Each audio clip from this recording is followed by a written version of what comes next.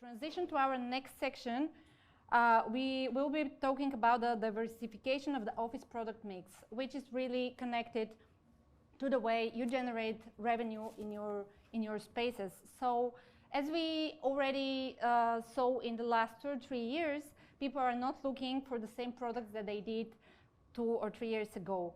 In this panel, we will explore the way the products have changed and why this is important for the overall experience and engagement of everyone when they enter your space. The speakers in this panel are Georgia Sandom and Simon Eastlake. Ladies first. Georgia has over 11 years experience with the service office marketplace. She is now responsible for the all-SIT ESG strategy and management of current efforts and future commitments to environmental, ethical, social, and economic issues. Simon Eastlake is Managing Director at Office Space in Town. He joined Office Space in Town in 2012, and his role was originally to open the new buildings. In 2018, he was made Developments Director, responsible for the sourcing new buildings and had full responsibility for design and build process. The panel discussion this time will be moderated by Inga, the CEO and founder of Opstech, a consultancy business working with flex space providers. Please, let's give a round of applause for our speakers and welcome them on stage. 2022 conference in person, which is great.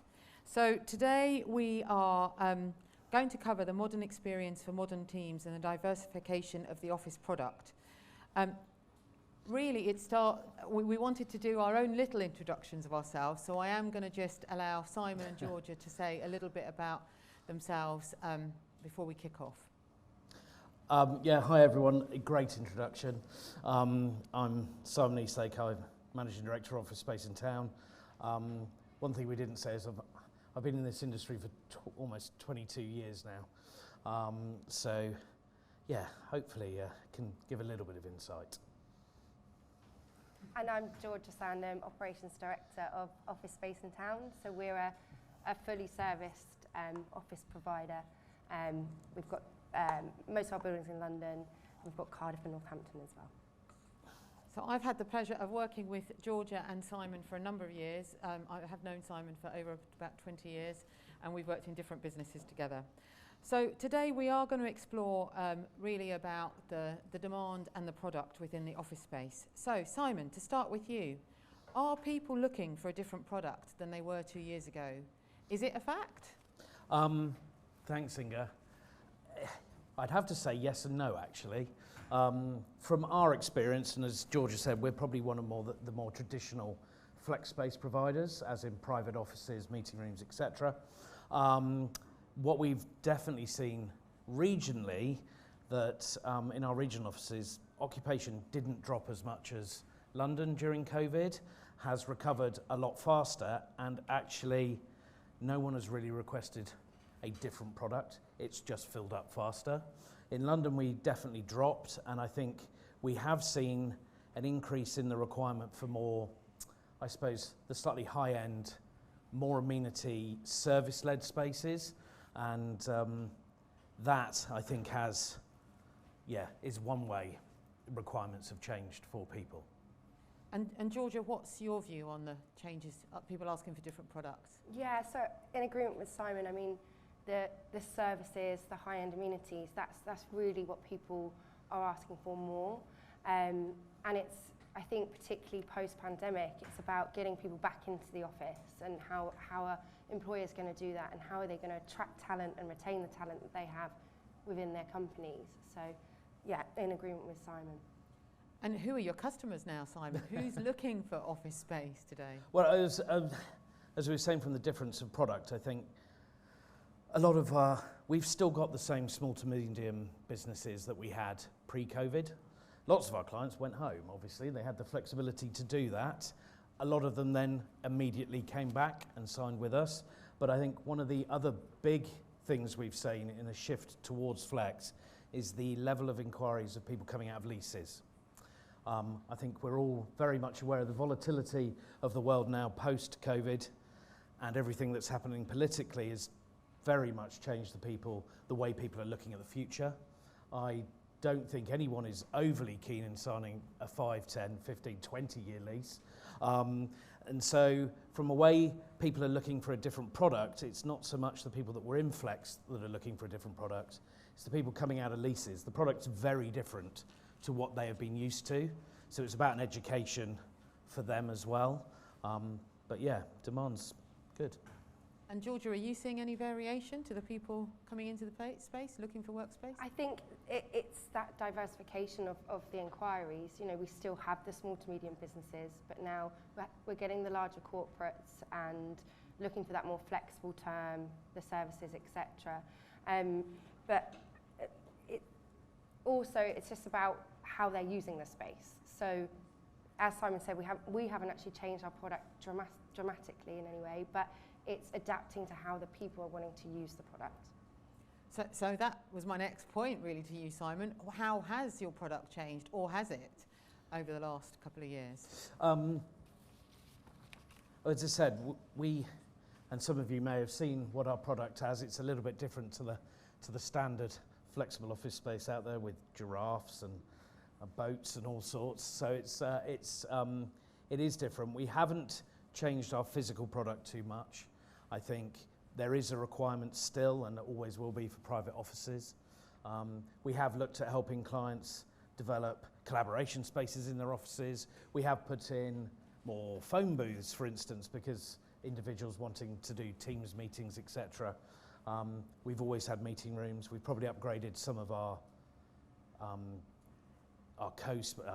collaboration spaces. But apart from that, I think it's not a huge amount of difference in our own physical product as such. So you haven't altered the mix of your private space and collaborative space too much? No, and this is, I suppose, where we differ from a lot of other guys is we don't do co-working. So the spaces and the collaboration spaces we've had in the building is always for the clients who have private offices. So it is enabling people to work in different areas in your building so they can escape their office, and giving them some private spaces to do that.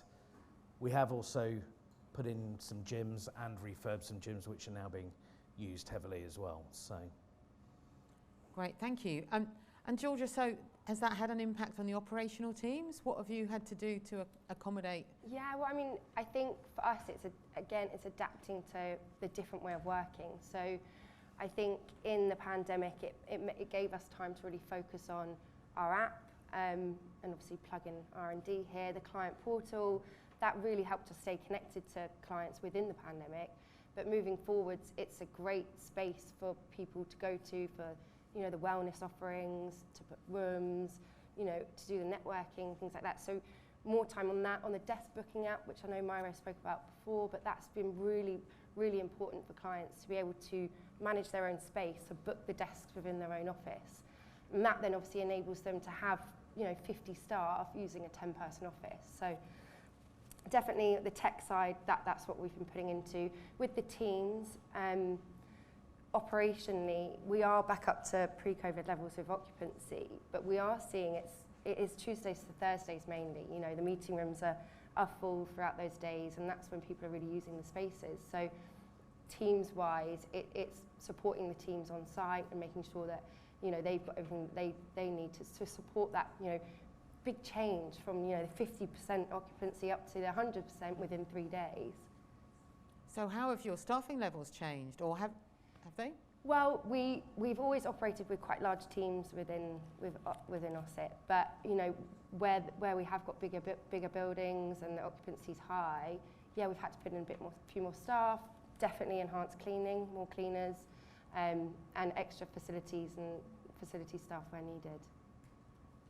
Okay, and so Simon, you know, we've heard other people talk about how their space is used, and what do you think the future holds? How do you think your product and the demand for flex space is going to change over the coming months and years? I think it's interesting. I definitely agree with some of the stuff that's been said before. I do, yeah, all I can say from a flex space point of view and looking at where we are is demand is only going to go up. And that's not just in central city locations, that's countrywide. I don't know if anyone here has also seen it, but Instant Offices released a blog a couple of weeks ago. This is very much focused on London and the UK market. But what they're seeing is obviously the move from lease to flex. And they came up with, I think the figure was that in the next couple of years, if 10% of the leasing market moved to flex, there'd be a 40 million square foot shortfall in flexible space in this country, which sounds amazing because it means there's lots of demand.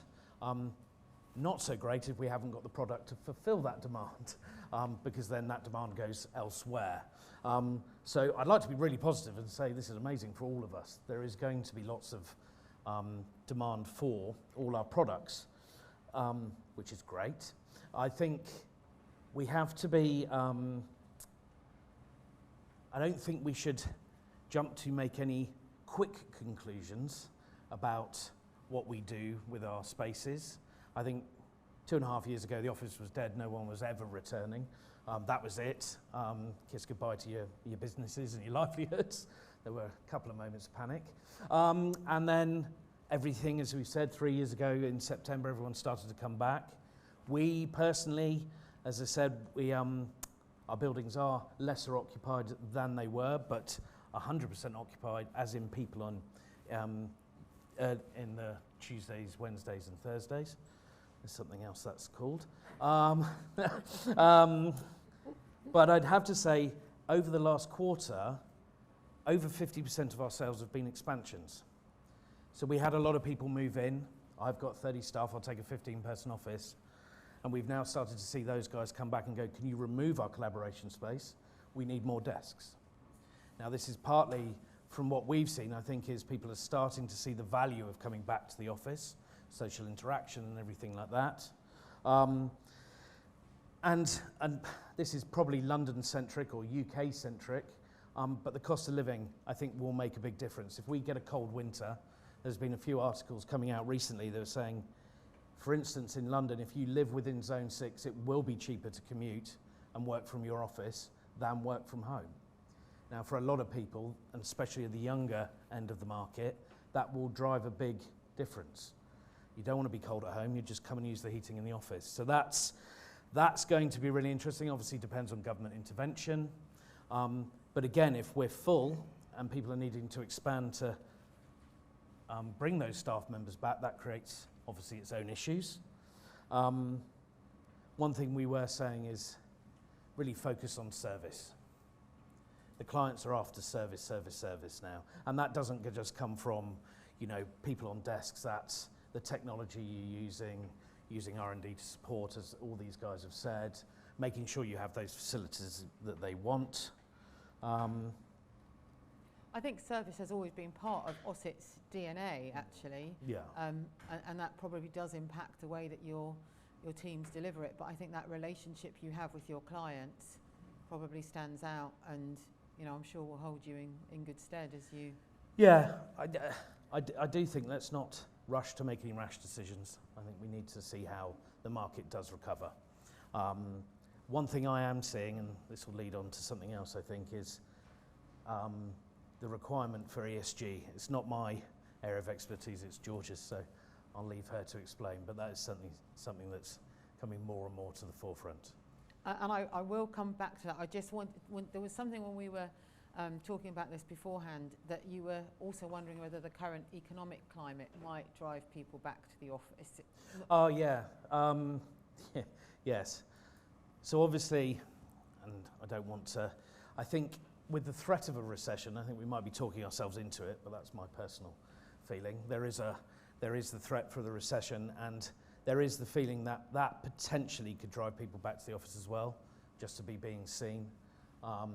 Certainly if the economy contracts, that will affect people's view, I feel, of whether they should be in an office in front of a manager or not. So, but that's partly personal, so I think we've got to wait and see how that pans out as well. So, yeah. I'm hoping it doesn't go into recession. So. No, I'm sure we all do. But it sounds like the future is still pretty good for the flex space, with the demise of leasehold spaces and the need for flexibility. But I think that as everyone's been discussing, it's all about supporting that hybrid working, you know, having that comfortable space that they can go to and work from in the office, but having, you know, the tools and the service to, if they are working from home or if they are working from a cafe, etc., that can also work for them. Actually, this wasn't something we were going to touch on, Georgia, but it's something that I know, having worked with you guys over a length of time, is how much you did during the COVID times, even with your own teams, to look after their well-being, quizzes, apps, phone conversation, your newsletters, and employee contribution. But I think that's one of the ways you've led the way with your clients, as well as you've always kept them connected. And keeping the community and things like that, but also, as I said, with the tech, you know, making sure that they can be at home with their, you know, VoIP phone that looks like they're in the office, and, you know, adapting as things move is what we need to keep doing. And on the tech, you had some other challenges during COVID, I think. Yeah, I mean, I'm not sure if anyone else sort of had it at provider side, but, you know, there were cyber attacks which we had to deal with, and, you know, it wasn't I'm not going to say it's a good time for it to happen, but luckily there wasn't too many people in the building, so it meant we could, you know, really fight it, and we had to put in new, robust sort of failover lines and things like that. So, but I think throughout the world, it was cyber attacks were on the rise in the pandemic, weren't they? So it was increasing our internet security became a big thing too. So there was a lot of learning that we had throughout the pandemic, really. Yeah. So coming back to ESG, that seems to be the underlying topic of the day, how do you think it is really going to affect flex space operators and how you work? I mean, I know, again, OSIT has always had a good social corporate responsibility, and it's been part of your ethos of how you deliver service. So what's changed, and what can you advise other operators in the room of what they should be perhaps thinking about at this time? Well, I think the time is kind of over where we think we can just run a business without thinking about the impact that it has on, you know, the planet and people. And it's really it's one of the driving factors of now why people are choosing the space that they're choosing. And it also is one of the things that operators need to think about, how they're operating their business. So providers with a strong ESG strategy, you know, collecting the consumption data, analysing it, you know, making plans as to how to make improvements. You know, as an occupier coming into that's one less thing that they have to worry about. You know, they can focus on building their business and, you know, running their business effectively, and we're communicating, being transparent about our efforts and what we're doing towards that. And you've got a committee, have you? Yes, yeah. So we're setting up a sustainability committee. We've obviously appointed myself as the ESG director, but I think it's just really important to have that accountability. So I think, you know, not just from governing bodies that there's accountability. It's from the general public as well. You know, everyone is talking about it. Everyone's, you know, really focused on, you know, being better, helping the climate, helping people, and so yeah, we have to take accountability. The regulations are great. So as we know, from sort of build to fit out, we're going to have, you know, you've got the EPC ratings, the timber procurement policies, etc. But over and above that, you've got the accountability from what people are looking for in the spaces. They're looking for a space that is sustainable, is ethical, and, you know, is going in the right direction to helping the planet. And Simon, has this impacted the way, the sort of commercial negotiations that you're working on? Yeah, well, I just wanted to reflect from George's point of view. As I said, it's not just the corporates looking for that either anymore, is it? It's a lot of the small to medium businesses are looking for an ESG policy, probably not just for themselves, but because of the clients they work with, etc. So any support you guys can give, or we can give to them, just makes their lives easier, doesn't it? Yeah. Just allows them to concentrate on doing their business and enabling them to do their business as things move forward. It's our responsibility almost to be on top of, or George's responsibility, not, and the committees, to be on top of where and what people are wanting. So certainly from my side, we've just been through a funding round, and ESG was one of the core principles of the whole thing. They wanted to know what we were doing, what we planned to do, what we were looking to do with our buildings, what our growth strategy was potentially around that, and how we were going to take sustainability and ESG through the whole thing. And I think most financial institutions now have promised to do something themselves, and therefore if you are wanting to attract investment, any of us, I think we really do need to make sure we have policies and structures. I think one of the things we were looking at and we're talking about, and this is really about sustainability of buildings, with them only being used 40%, one of the products we were looking at, we call it a CMOB, which is a services enhanced multi-occupancy building. So it's about doing more in a building to get more out of it, because you don't want to be, as you said, you've got 40% occupancy, but all the power's on and everything. So what you need to do is just add more services in which attract people to it more. So therefore it just becomes more sustainable. I think that's something we're investigating and looking in, whether that's a lot bigger buildings actually, and just creating whole communities, from restaurants, hotels, dog sitting, nurseries, offices from 2 to 500 people. You have the whole product mix, and I think that will be one way to become truly sustainable. Don't spread people over large property portfolios, try and get them into one place. So I think that's where we see some of the future with it. So. For me, in some ways, it goes back to the heart of what we started out in serviced offices, and we were competing against agents selling lease space that come to a flex workspace serviced office, and you have all these other facilities and services as part of it. And now this is the next generation, the evolution of it, to add even more into that mixed use of space and to allow the occupier to really function on what they need to do within that space. Yeah, I think it's an interesting one. 20 years ago, we were probably on the same track as we were now.